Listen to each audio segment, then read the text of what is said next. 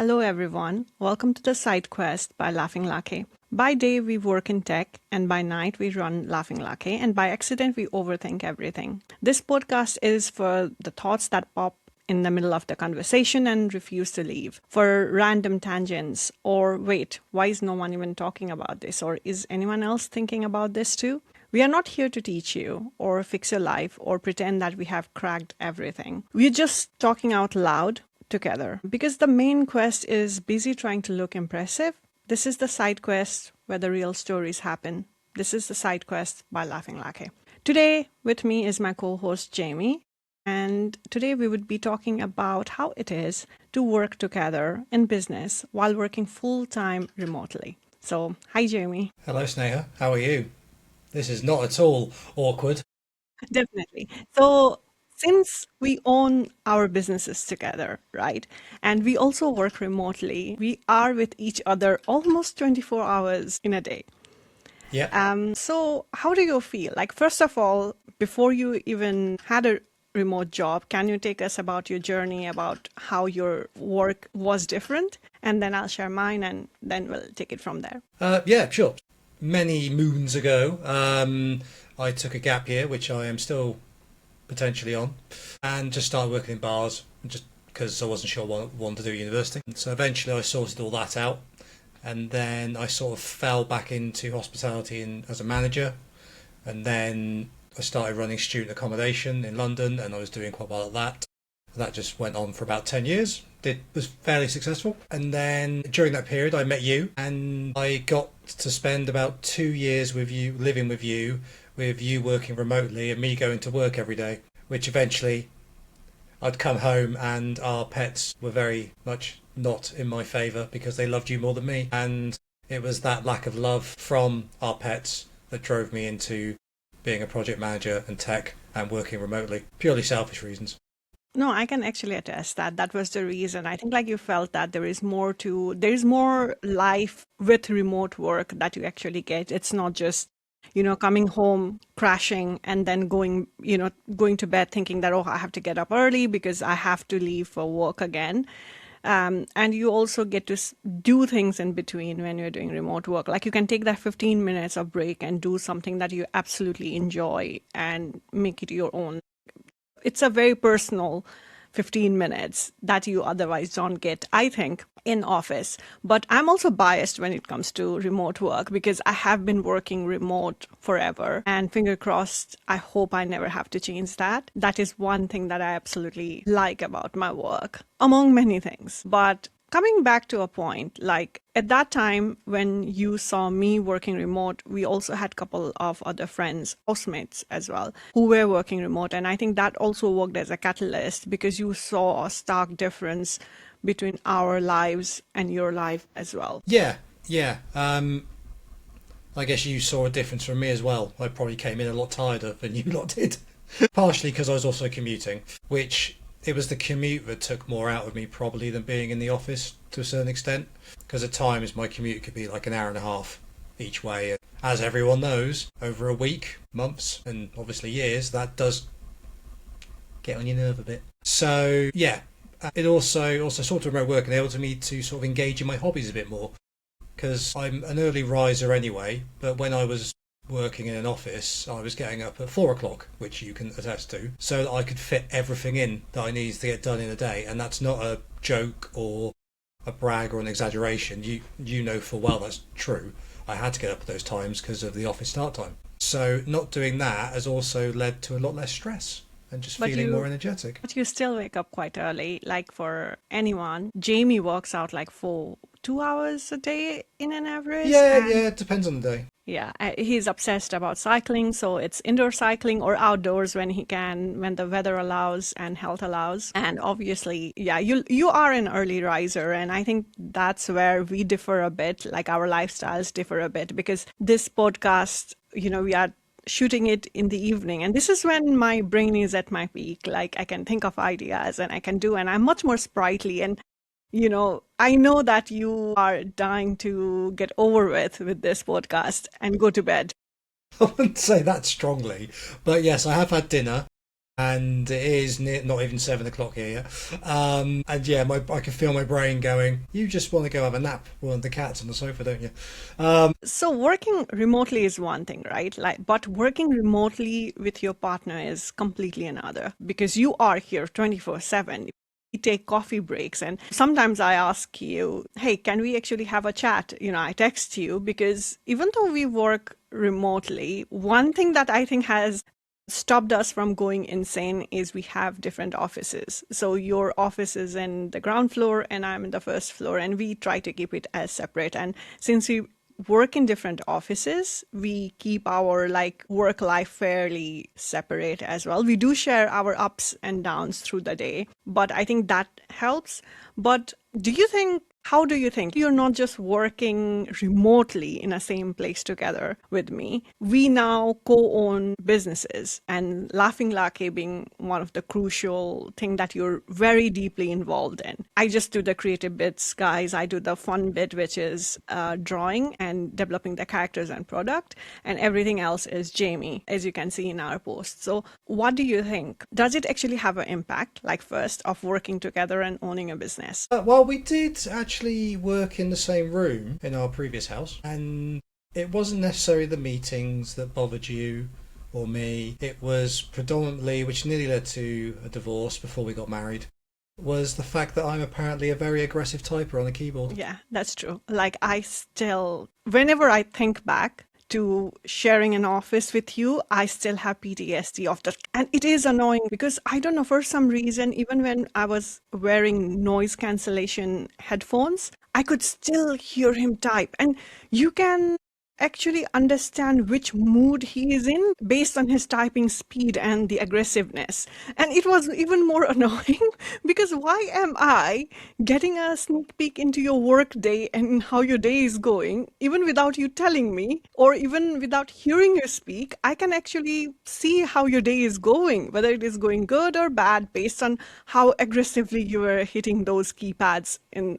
So yeah, that was the reason. And I'm so glad we have a different office right now. I don't think we could survive working remotely in the same office for a longer time. At least I don't, because I think that's also where we differ. You are a person who listens to music while working. I don't. I completely need quiet and silence when I'm thinking. So those keyboards were. Yeah, I need some sort of noise in the background, whether it's a podcast or music or something. I just need some background noise. And I don't like wearing headphones all the time. For context, I'm only wearing these because we were getting an echo feedback. But yeah, no, outside of the keyboard thing, it was just. And there was also the annoying bits, which is very much a modern problem and a remote working problem, where it's like, oh, we've got meetings at the same time. Who needs to plug their laptop into the big screen and have a proper meeting, or who just go sit downstairs in the kitchen? Most of the time it was me. Yes, I am very horrible and mean. Do you like having because you plug in your screen Well, and yeah, a lot of the time because I have to share my screen a lot, so it's just yeah. one of those things, sadly. But yeah, no, yeah, it's a lot. The other thing is like I know you mentioned like messaging each other while we're working. There's been times where we've both done it to each other. We've texted each other saying, "Do you want something?" for example, and then the other one hasn't responded for about 5 hours. Not because you're ignoring, just because you're working. Like Yeah. if I go back there and I can hear you typing away or chatting, I don't need to come up and disturb you, like because I know you very much like just getting on with it. I'll just occasionally bring you some water and just remind you to drink. It's also because, I'm kind of a person who, if I'm doing something, I don't focus on something else that's happening next to me. So there has been time when you have come and have had full conversations with me and I have not responded. And you have been like, you're not responding to me at all. I have been speaking for the last 10 minutes. And I'm like, I didn't hear any word. And I'm Yeah. guilty of that. It's not something that I deliberately do, but Yeah, because half the time I might try to ask you a question about what you want for food or something. yeah. But it is quite funny, like sometimes when I'll ask you a question, I'll stand there and go, right, you're focused. I'm not annoyed, it's just I can see you're focusing. So I go, okay, so I'll just start walking down the stairs and I'll get to like the bottom rung of the step and I'll hear, sorry, what did you say? And I'm like, Well, I help you to the get camera and give more the look. calories, like burn your carbohydrates. Yeah, thanks.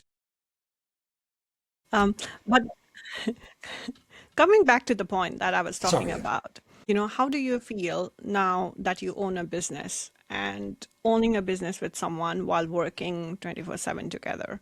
Again, because our work is so different in terms of the actual time we spend in the room together, I mean, it's almost, to a certain extent, it's almost comparable to when I was working in an office.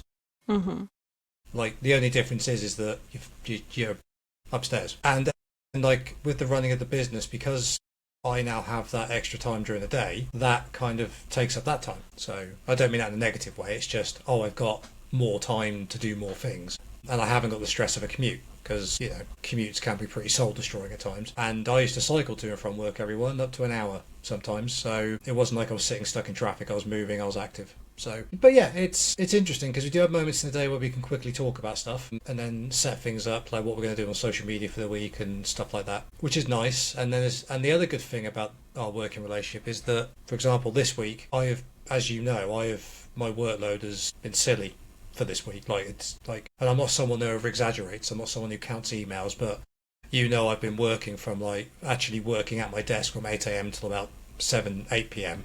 just on my day job. So you've kind of like stepped in to help do some of the things that I've not forgotten, but I've just not gotten to, rather than Not true. thing, which is, it's really appreciated because it's just like, right, that's one less thing I need to cover before I go to bed. Yes, you could argue I should plan this more in advance, and I will get to that point, but this is all new for us. So making the usual mistakes, obviously, because you have to.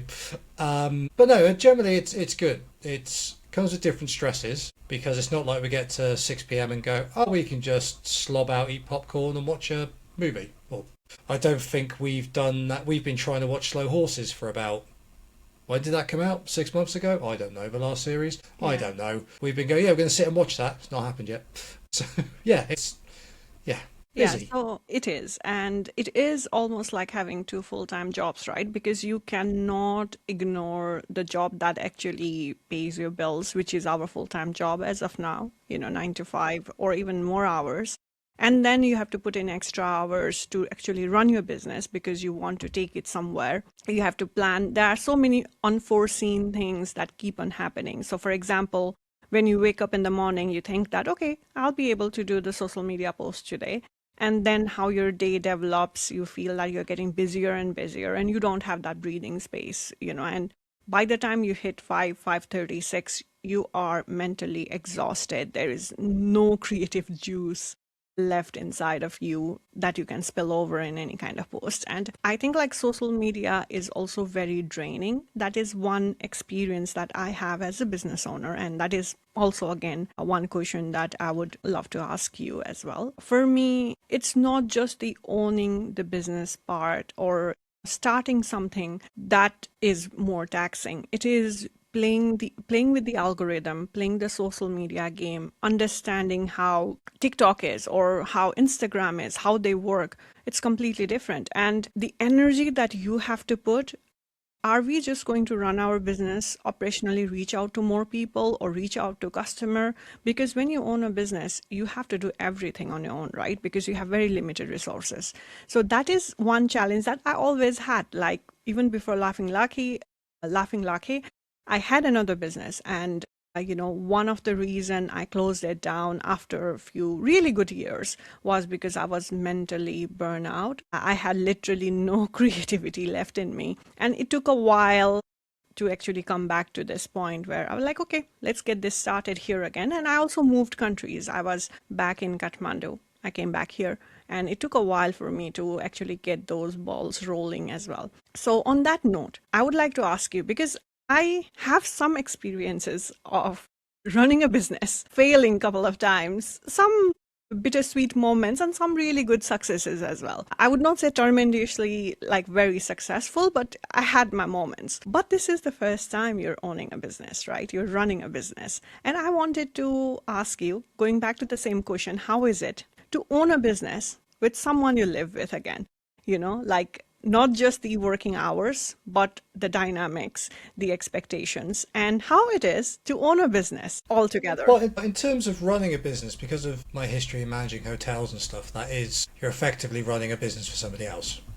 In terms of for those of you who've never worked in hospitality, there is no finance. There is you as the manager, and you run it. So there's no delegating certain aspects of the job. So if it's financial or HR or strategic, that's on you. So from that point of view, I sort of know the basics of how to run a successful business come department, if you will. But obviously when you own it, it's your money. So, I've never been a frivolous spender of company money at all. But yeah, when it's your money, you do think, I do need to get value out of what I'm spending. So that is one thing to consider, because obviously we do want to make the business profitable. Or, first step is break even, isn't it?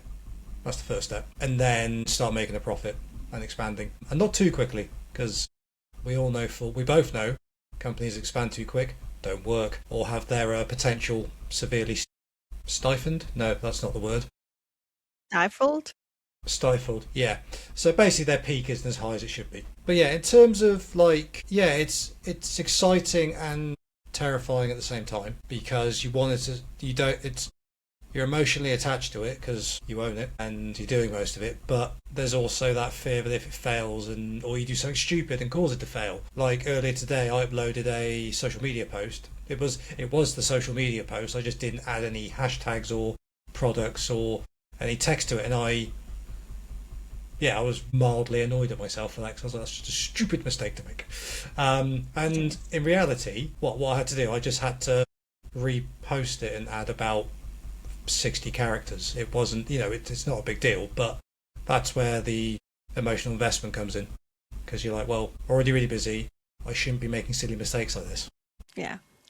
If I were to ask you, because when I thought of working together as in like owning a business, I had my doubts, because I also knew that this is the first time you're running a business, and my biggest fear was I am doing the creative bit, but we decided to split the job, right? Like you handle all the operational and other parts. I look at the creative and the product part, right? By creative, I mean like a creation and everything. And my doubts was like, I'll be doing this, and we have decided to, get a business running. Do I have to handhold him? And it ends up being like I'm doing all of the job while also having you on the side, but me getting annoyed that I'm doing like two people's job, which I didn't think that I would have to do, getting a partner on board, and how much I need to handhold, or how much I need to teach you. Do I have that bandwidth between jobs and owning a business to actually even handhold you and teach you? Is it even going to be profitable if I'm going to stretch myself too thin? So these were the apprehensions that I definitely had. And slowly I'm seeing you taking the load and doing it and learning it. And I'm like, oh, okay, I can rely on him on this one. That was, a couple of things that was in my mind when I decided that, okay, how it is to work together. So based on this, I really wanted to ask you, what did you think it was going to be like when we start working together in a business? I don't know. I had no preconception of it, really, being perfectly honest. I knew there would be the first couple of weeks where, because at the end of the day, I don't want this to come off wrong, you are the creative force behind all of this. So branding and everything else needs to be in line with what your idea is, which is fine. Because just for context, if I'm someone who just quite happily just have like sort of basics, I'm social media wise, if it's a meme about a cat, I'll share it. That's about it. I'm not anti social media or anything, but it's just I don't really, on a personal level anyway, I don't really engage with it too much. But yeah, there was the first few weeks where I expected that you would probably be getting quite frustrated with me until I sort of found the right kind of thing that, from a brand perspective, you were happy with. Grey cat, our star product inspiration, but he is trying to lick the plants. So yeah, I'm he's glad gone you now. said plants.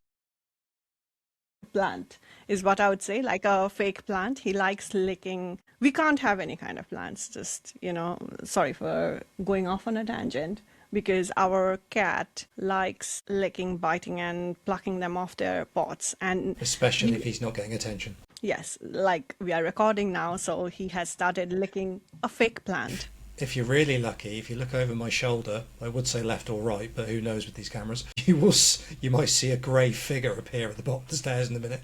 Yeah. Uh, Yeah. yeah. So sorry, where was I? So where was I? Sorry? we were talking about how you thought that I'm First going few to be weeks, annoyed. I thought the first few weeks you get annoyed with me, not because I'm not trying or getting involved, but because it wasn't in line with what you were expecting. But I think over the past couple of weeks, you're kind of happy just to let me get on with certain aspects now. Yeah, it's also because I am a continuous thinker. So if one topic comes into your mind, so for example, when we are looking for stockists, I will keep on thinking about it till we figure it out and solve it and then move on. That's one thing. Second thing, I did actually give you a complete business plan, step by step Yeah, of what needs to be done.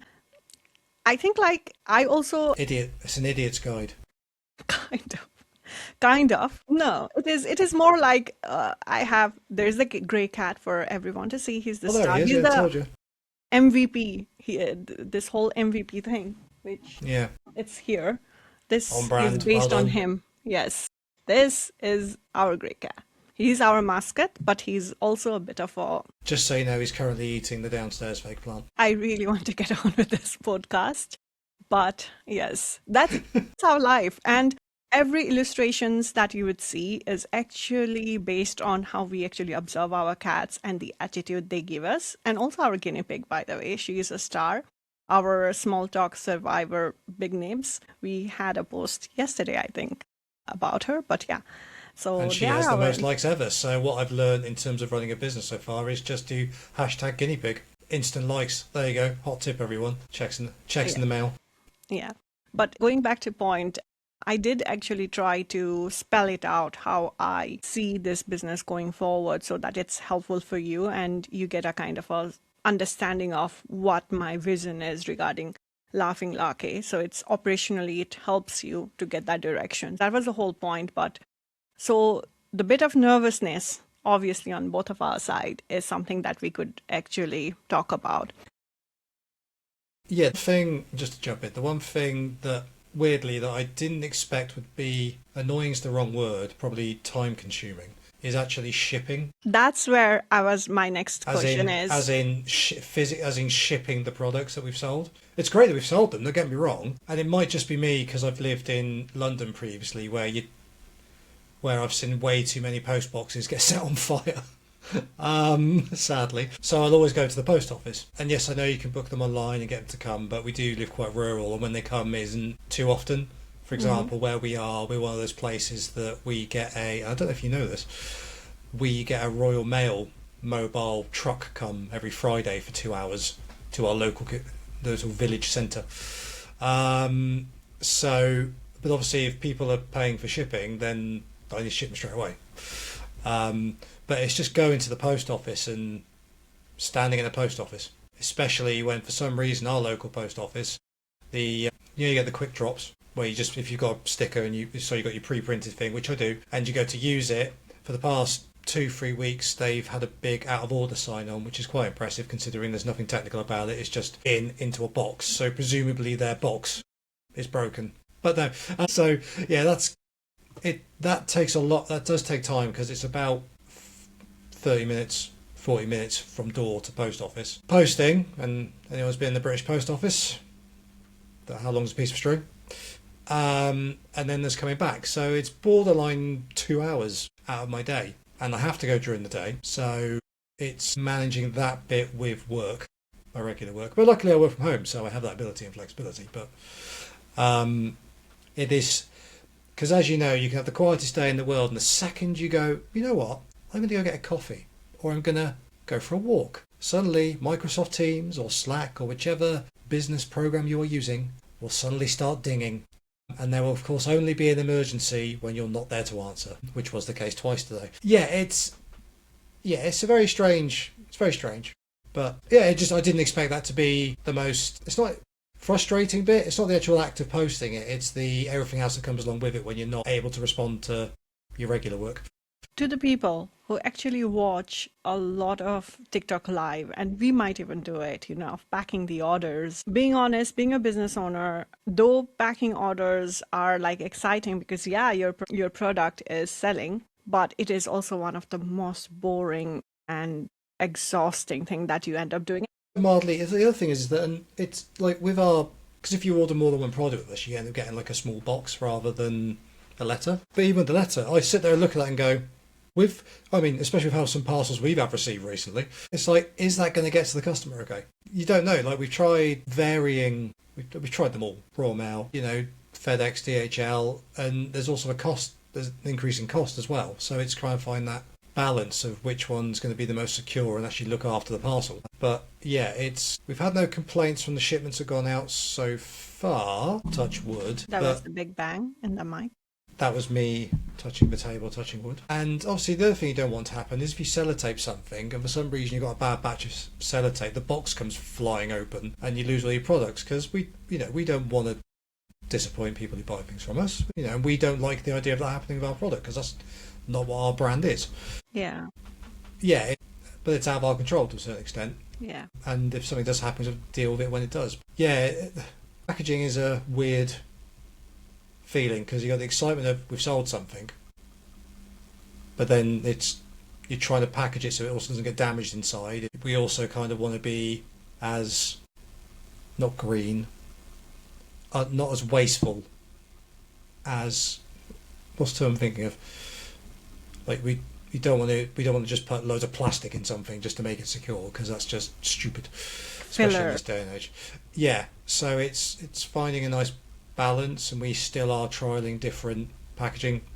Yeah. I like our boxes. So people, if you actually... Well, no, the boxes, I just mean what goes in the box to stop the things rattling around. Yeah, those bubble wraps and things like that. But Yeah, but because in an ideal world, we'll have something that's just...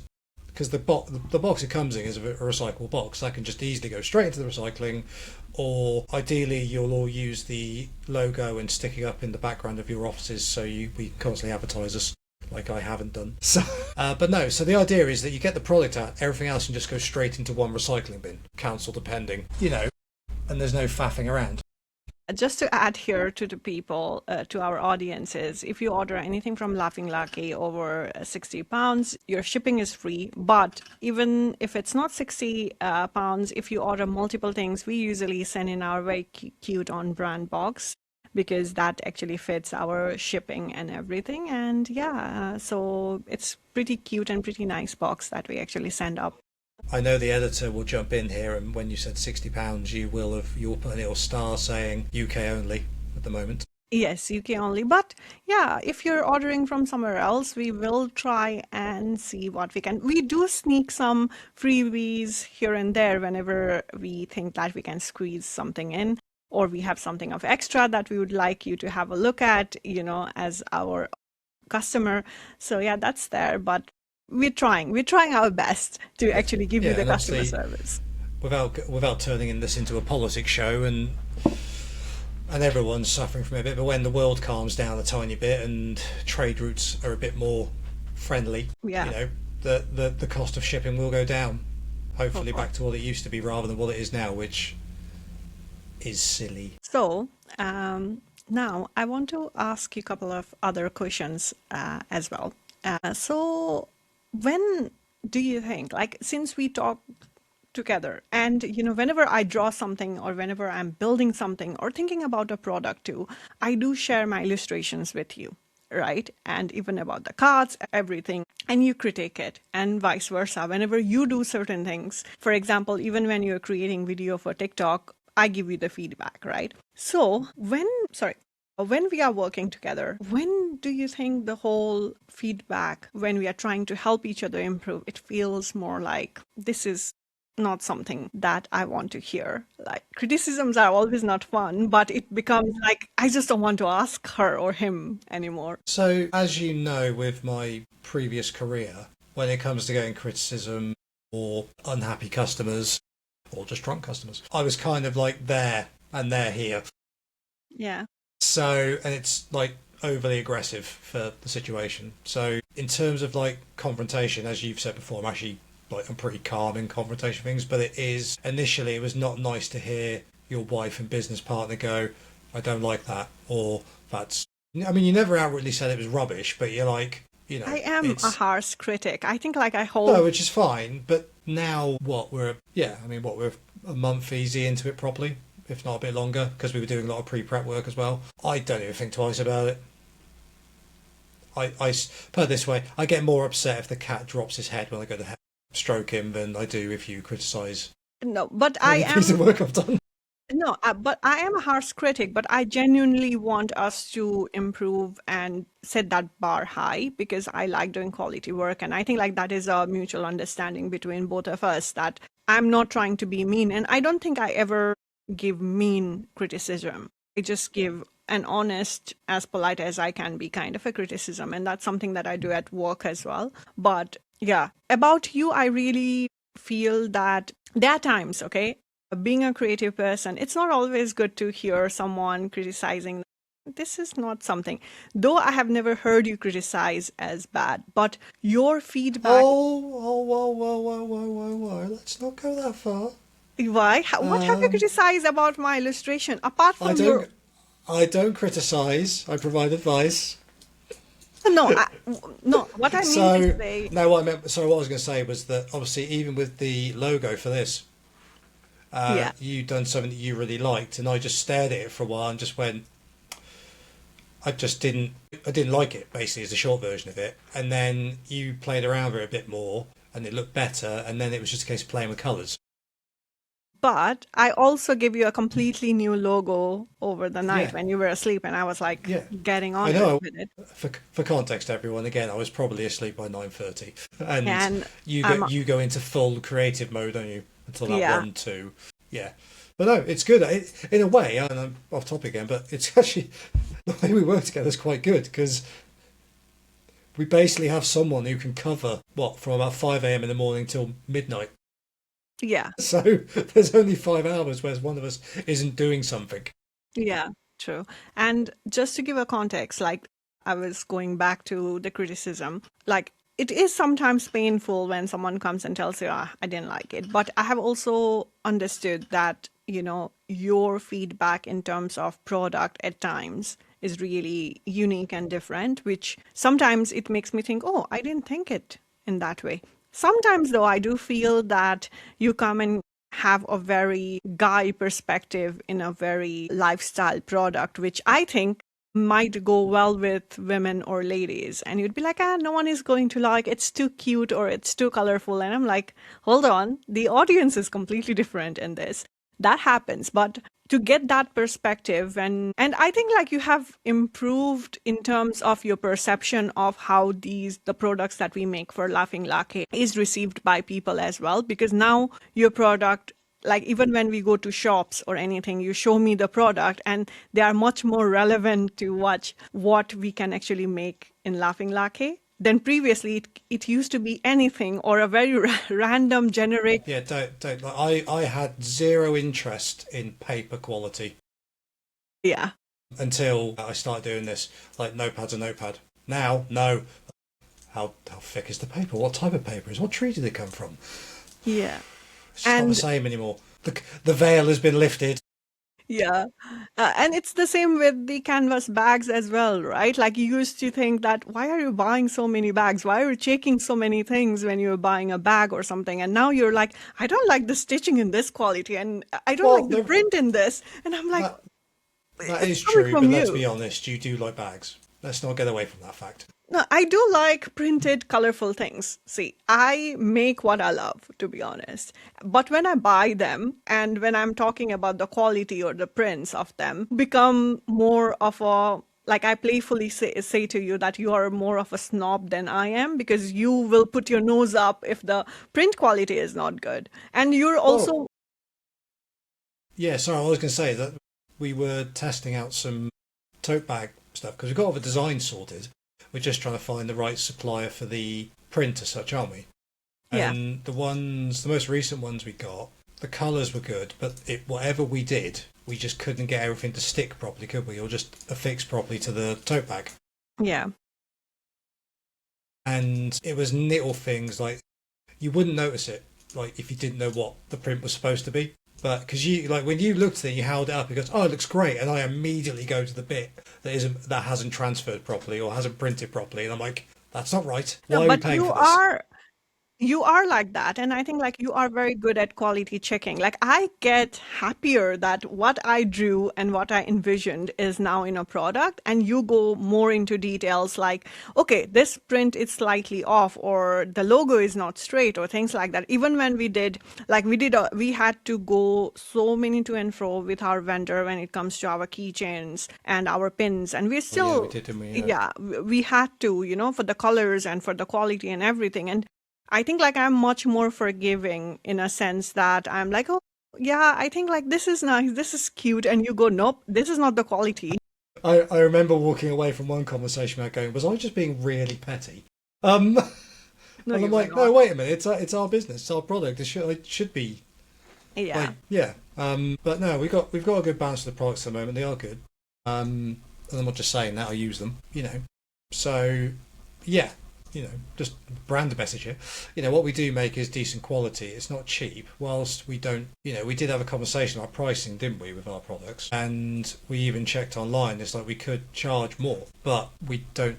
It's all about value, and obviously life is more expensive these days as well. Yeah. And it's just about our positioning, really. It's like, we can be successful as a business with our current pricing structure. And whilst obviously we would all like to make millions in the space of 3 days and retire and I don't know, If yeah, only. that's not, we're not going to do that while not being reasonable, basically, because that's not who we are. Yeah. And we are also thinking about not having that product fatigue where we have so much of product and so much of everything. Rather than that, we want to limit our collection and see what's working, what's resonating in the market, and what's a good quality product that everyone deserves to be.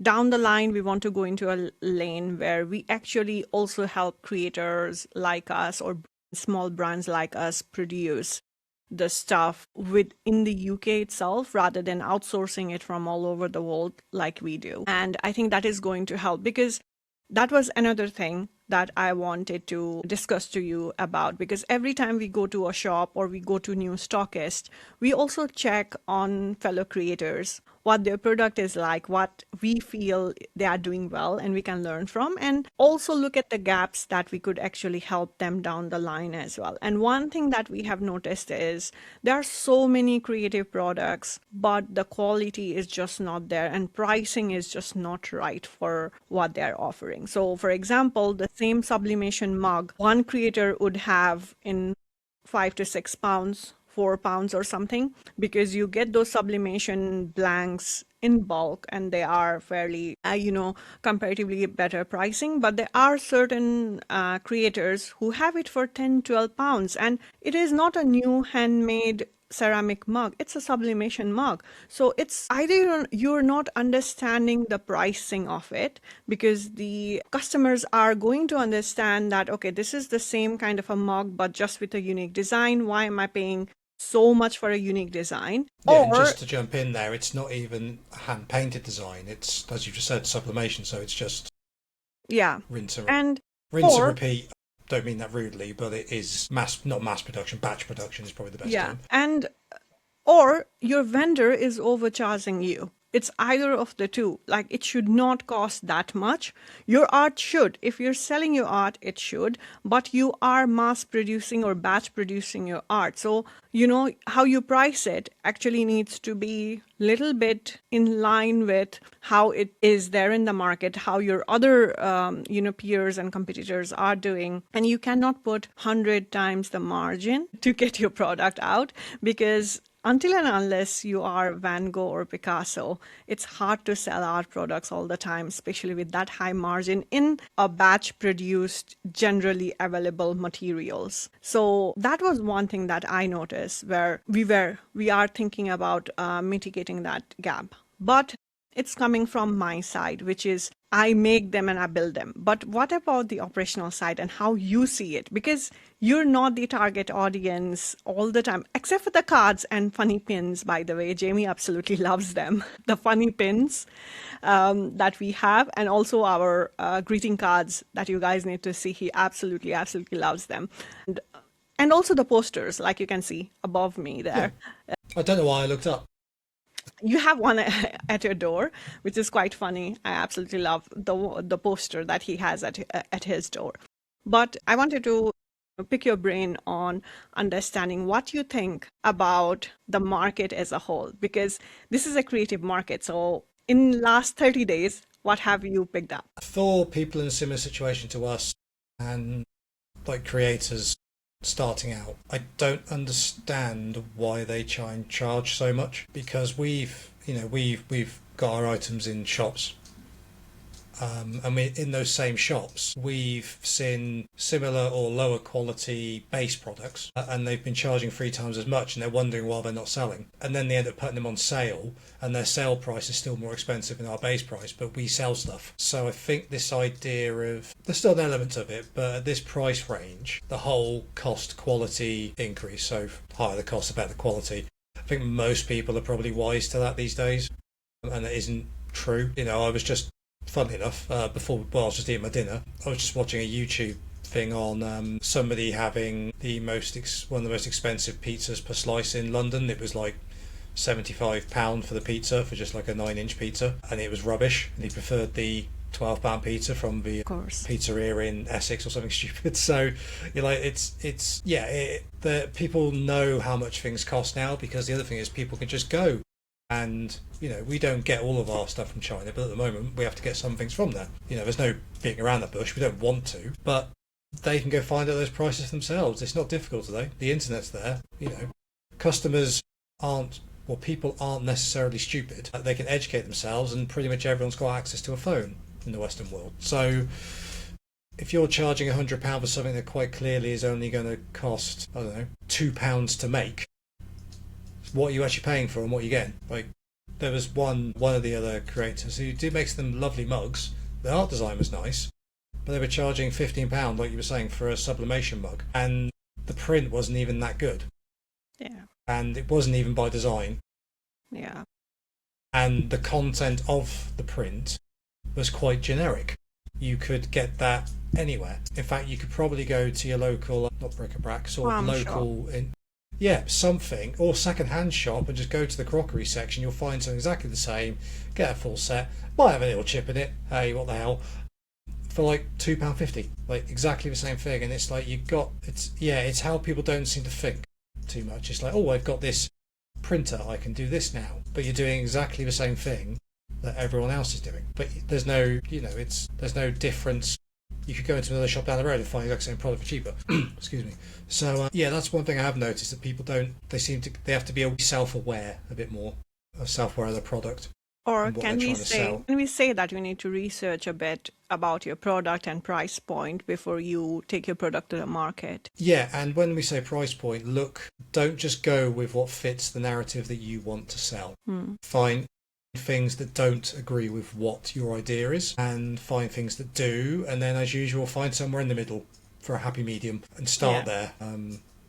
Unless of course your business technique is, or strategy is, charge really high and just lower it until people start buying it. I mean, that is a model. Well, it is, isn't it? That is a model. Yeah. It's not necessarily the best one, but it is a model. So yeah, but no, because there's another thing that I noticed, because we did speak about earrings at one point, didn't we? But again, that's a very oversaturated market, because even though we do have unique designs, because they are all hand drawn by yours truly on the other screen there, so they are unique. They are effectively one-offs in terms of the actual piece of artwork. They're not AI, they're not assisted, they're not anything like that. You just sit there and draw them. They do take a very long time.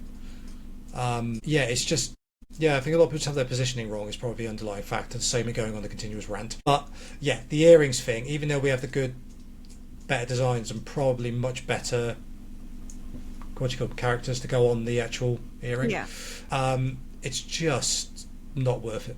It's also because, we didn't want to build something that just looks good and is not a quality material, especially if you wear it. That's why, we spend so much time, I think we spend so much time sourcing our bags, tote bags, and also our makeup bags. They are really high quality for the price point. Whenever we have gone, I think we're the only. That start to finish, that probably took about a year. Yeah, and we're the only tote bags that in aroundish that price range, because I have also seen water stones, even though they are mass produced and everything. Our tote bags have inner pockets, inner linings, and everything, and really unique, cute designs that's not just taken off the Yeah. internet. And also our makeup bags or pencil bags, whichever, whatever you want to call them, they also have water resistant linings in them, really good quality zippers. So we have tried and tested them with our friends before we actually thought, okay, we are settling down with this sample pieces. And it took a really long period of time. Like, we have put thoughts in things like the inner lining of our canvas is bright orange in color. And it's because if you put anything and on an orange background, it's easier to find it. It doesn't get lost in your bag, because if you're like me, you'll put something in your bag and you'll forget. So it's easy to search, and you can put a lot because our bags are extra large size. We will put them in our website soon. We are still like thinking Yeah, about we've whether we not. launch it now So or not. we're really happy with the actual quality of the bags and the nil purses, but we're just trying. We've not. We've both never been fully agreed with some of the prints, have we yet? Yeah, we're Like, still looking for better like, qualities. and without trying to sound too egotistical, we could have gone with them because they have been better, with all due respect, than a lot of the other ones we've seen. But we've just not been happy with them. And there's also the fact that when we do print them, we want to use them for a month, Yeah, and we want them that's to it. last through. And whilst obviously we don't recommend putting things through a washing machine, we do run them through a washing machine and see how they come out a few times. Yeah. So we're trying to do. We don't want to use our customers as the testers. We want to test it and then sell something that works. No, we test everything. Like, I had a memo pad next to me that I extensively use. I use it with my I fountain know. pens, with gel I know. pens, with everything. Here you go, everyone. If you want to see an argument, wait until you're in charge of stock and you see that someone has used a non-display item to write on. It is on. I have The on, fury that I had in that moment. but we test it. We thoroughly test everything that we bring to table. And on that note, I wanted to talk to you about the shops that, for example, we have our shop, our products listed in a couple of our, stocking partners, stockists, and Business partners. Let's be fancy. Our business partners. stockists, and also we have rented shelves in a couple of places. But given that most of our product, all of our product actually is under 20 pounds. If you actually look at for posters, that also extra large size, everything else is less than 20 pounds. So we have a very limited margin and profitability squeezed in that 20 pounds, or sometimes 5 pounds, 2 pounds. That's what our products are priced at. And then we have to pay like 80 pounds a week or 100 pounds a week for a small shelf. That's not even as big as a Billy Book case. That's where I feel that the reality is way different when you want to go and expose yourself. And that's when I understand why some people end up pricing their mugs 14 pounds. But I want to understand your take on this. So, obviously, I won't mention names, that's not fair. But there was a place in London that we were looking to stock, and we're still debating whether we will just for visibility or not. But we know we're never going to make money on it just because of how much they're charging. But it would be good visibility, and obviously that is Credibility. important. So I think, and whilst we haven't got to make a decision now, I think we probably will end up going towards it. But I'm the one who it's is just pushing that, for it. yeah, I think we will. But I'm just, in my head, I'm still going, yeah, but that's a lot of money. Yeah, you have told me a couple of times every time I have said that I think we need to do it because we also need credibility at Yeah, this because I stage. totally agree with you. It'd be a really good opportunity to get the product brand out there a bit in London. If you think from another point of view, we're not going to find a more reasonably priced way of getting our product out in London. Yeah, and with all due respect, I know we, like in terms of the way we charge our things, we charge our stuff the way we do and our price level because we are in a lucky position where we both have good jobs. So we're not reliant on the money from the company as of yet. Obviously, we want to be. That's where the aim is. But And this circles back to the first topic of the conversation. Because of the remote working, we can do this without putting ourselves at financial risk, which is fair to say. So, yeah, it's weird. I'm surprised in this day and age that more independent shops or, like your local village stationery come, because every village has got one. Every village in town has, your family owned come whatever shop that sells everything from cards to knickknacks to random paintings from local artists. We've all got them, that they don't do guest spaces or rent spaces. I mean, heck, John Lewis and all the big brands, they do them. But We are I'd rather planning to go give, there. well, yeah, there is that, but I would rather give money to, the local family who's got the one shop in the town for the past 100 years than I'd rather give them £100 than give John Lewis £100 because John Lewis, with the greatest respect, and whilst I do love some of their products, they're not going to. It's not they're not going to miss that money. If we're going to go to a shop, at least if we pay someone, they care about it because end of the day, they're the ones in the shop front. There's more of an investment from both sides. Because the other thing with the pop-up shops in like the bigger brands is that we have to man it, which is great. It's fine. Like there's no problem with that.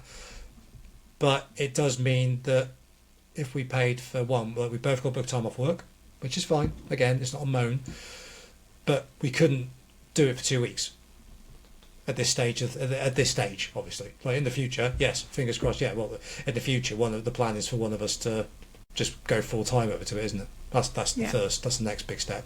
Yeah. Whereas That will if be a you're with a low, yeah, was it if we're with a local shop and have a real relationship, not just a contractual relationship, then they're invested, we're invested, and then they, in a way, they do the selling for us. Like, yeah. oh, have you seen this? Because we're not there.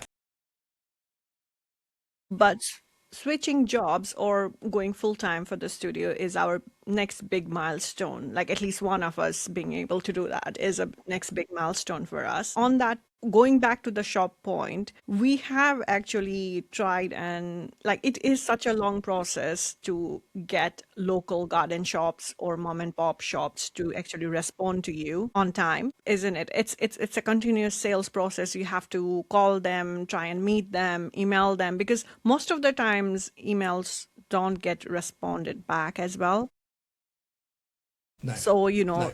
it is all about, hey, can we actually get this done? How can we actually meet you? We have this product. This is our website. This is our catalog.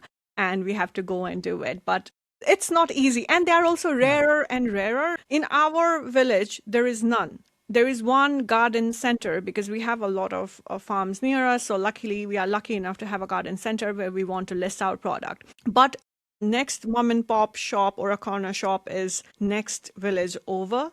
It's not near us. Or we have to go to the nearest town, which is Gloucester or Cheltenham or Bristol or Cardiff, either of the four, because luckily we live in the middle of all four. Yeah. So it's either Yeah. that or get listed in, garden centers where you hardly get any response to, and it's a lot of chasing. So we end up spending more money in actually having breakfast over there than converting them because every You feel obliged. So, well, I've come here asking for something. So, yeah. breakfast. Yeah, that's what happens over the weekend. So most of the weekend we are going around trying to sell, like get our product listed, and then we end up having breakfast and giving them the business that we are supposed to bring back. But it's not always easy, but we are trying. We'll get there and we'll update you as we go.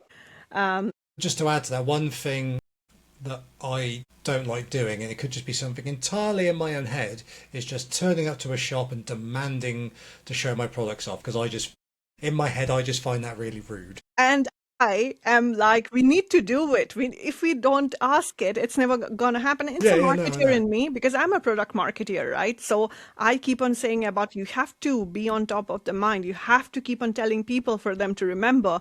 You have to educate them because no one else will know, kind of thing. So my work actually comes on the forefront, and I'm like, we have to go. Let's take our product. I have a bag ready. Let's go. And Jamie is like, I think it's very rude. I don't think culturally this is nice. He I don't throws know. culture cards so many times every time I ask him because he's like, culturally it's different here. We are subtle about these things. And I'm like, subtle or not do anything because you guys are too awkward to have that conversations. So and What do you think about Etsy? Otherwise, like, see, if we don't Etsy, list it to well, we're mom and listed pop on there. shop, We are listed on Etsy, and pretty sure there's a terms and condition in there where probably not allowed to say anything negative, so I won't say yeah, anything. but I, I think I It's will say very, it. it's there's a lot of costs involved. Yeah, so my experience so far with Etsy has been you don't make anything. It's there for us to get eyeballs in our business and get that visibility and awareness. Apart from that, it's very hard to make money off Etsy until you're really selling something that's worth maybe £100 or over, or handmade like a proper stuff that costs really high. But for products which are low priced, low margin, you don't make money because there is listing cost, there is additional, every time a payment happens, that's there, the shipping is there. And on top of that, you also have And they take commission. yes, yeah, commission is also there for every sale. So whatever You margin get you have you get for everything you sell, you get charged disappears. about 4 times. Yeah. And if you don't read the small print, you could probably get charged a few more times. You were quite annoyed by the platform because you were like, this is eating away everything and we're barely getting the return, which The I agree reason to. that my main reason for being annoyed of it is the price you pay doesn't match the ease of use of the back end. Like, with the greatest respect, like, I know we've got the website up and that's been set up by Shopify. Yeah. Once, don't get me wrong, the Shopify UI when you first come onto it looks very late 90s. It does. It doesn't look good. Hmm. But once you realize everything is, it's actually quite an easy thing to use, Yeah.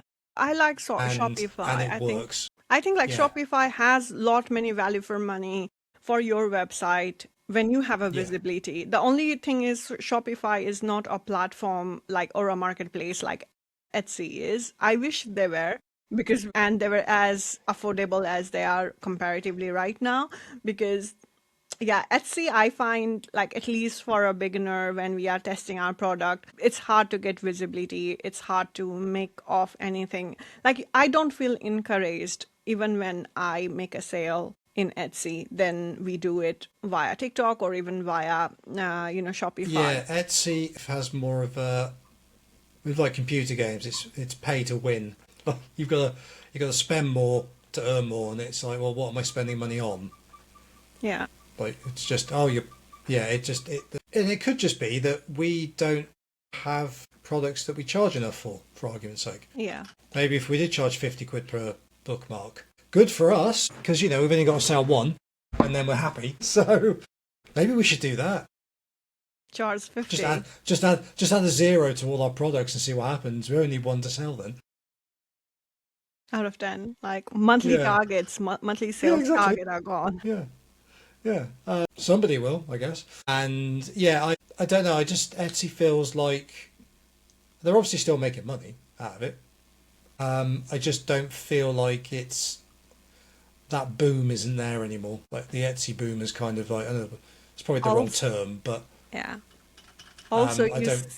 you see a lot of Amazon stuff, lot of like not a creator God, yeah, stuff, but yeah. regular stuff being sold off in Etsy. The same thing in Amazon, it's charging you £10, but in Etsy, with Etsy tax, I £50. I have a story about this and this one's investigational skills. So when we were looking at products, items to go into to decorate our house before we moved in, we obviously went around all the local big shops and somebody made a long list of all the model numbers of each of the things we liked.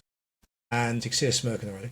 And then spent weeks researching them online to find where else they were stocked elsewhere.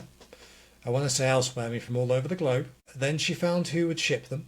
Then she found where they were shipped from, and then found out which factory they came from, and then managed to get the same items directly from the factory and save a lot of money. And the Like products, one light, for example. I think it was advertised in 100. And I got it for, the local you can do it. My wife will probably not get that reference because that's not their marketing campaign anymore. For about 150 quid cheaper than it was in the actual shop. yeah, And we and got it within, I think we had to, the only downside we had to wait like a week, wasn't it? Or was it 10 just, days. And 10 days. But it was tracked, so it wasn't like it was just, is it going to come? And it came and it had everything, including the earth, which was obviously the other minor concern you may have, but that was all sorted in discussion. Yeah, but the thing is, the products that were listed here in the platforms that were here and supposed to be like creator made, they were selling made in China, mass produced thing, labeled as made like DIY, like I made it myself, and that's why it cost like £500, £400, Oh 200 yeah, yeah. pounds, and it was just £20. £15, and you could get evidently in like wherever the factory resellers were. So that's what I actually went and found out, because they clearly were not handmade. Yeah. And you were just putting up a label, very sloppy job of that, and selling the product, which I feel is a scam, to be honest. Like if it is not handmade, don't claim it, and don't charge like that handmade creative artist stuff when Depends it's on not. everyone's definition of handmade, doesn't it? Yeah. Was the first one handmade? It's a handmade design, isn't it? No, it is a handmade sticker that you slap on it. Yeah. That is the handmade part. It Even those are it printed. may no. You know what? Yeah, I was going to say yeah. Maybe it's just a sticker. Maybe it's us as a consumer. We're just wrong. Yeah. It doesn't say this light was handmade. It just says handmade. Yeah. Who Handmade knows? in X country. But yeah, that is one thing that I have noticed about Etsy. And yeah, hopefully like creators and sellers like us will get a lot of I think banging from your side. I think Etsy's listening. I just had a pop up. I'm not even joking. Let's So see what yeah, the. Do you reckon it's advertising or we've sold something? What do you reckon? The if it tension. is the yellow one, then it's advertising. If it's the blue Etsy, then Oh, we it's have sold them. advertising. I thought we could have ended the podcast on a high then. No, but it's okay. So on that regards, we are coming towards the end of our podcast today. Do you think this whole working remote, owning a business at this time, starting a creative business, and this would be a nice podcast, our second episode, which is all about owning a creative business where your product margin are low and you're working it. But first 30 days, the Brooks verdict, how it is to own such a business. What's your true feelings about it? It's equally fun and stressful at the same time, and it does kind of take over your. So, like in normal work mode, Yeah. if you've just got the one job, like you can have like even if you work from home, work from the office, you still get like 10 minutes in the day where you can just zone out or go for a walk. You don't have that when running a business, not if you want it to work anyway. Don't get me wrong, we do have our own time to go and do stuff, but you have to prioritize. And yeah, so it's fun, and yeah, it's gonna do well. It will do well, and I'm gonna retire and let my wife do the creative work for the company because my role will be. Creative retired officer. Yeah, I'm thinking. What's the term I'm thinking of? I will delegate mine to the incoming AI masters. By the way, did you press record? Yeah, I have. Oh my God, I just got scared. Like, oh my God, 1 hour of conversation. I've been sitting on that for an hour and 14 minutes. So, on the high note, two more conversations to come in our other episode where we will dig deeper into owning such business. We will also talk about AI in some of the episodes, and if we think AI is going to take our job, take our business, take everything. We both work in tech, so we will have an insight on that, a solid insight, because we work day to day with AI as well. So we will have those kind of discussions in our side quest. But for today, that's all from us. See you Don't soon. forget, we may have some guests in future episodes from different Yes. industries. Yeah, and different Who dates knows? as well. If we continue to be as entertaining as we were today, we definitely will have guests, But for that, until then, we will see what we can do. See you soon. Bye bye. Bye.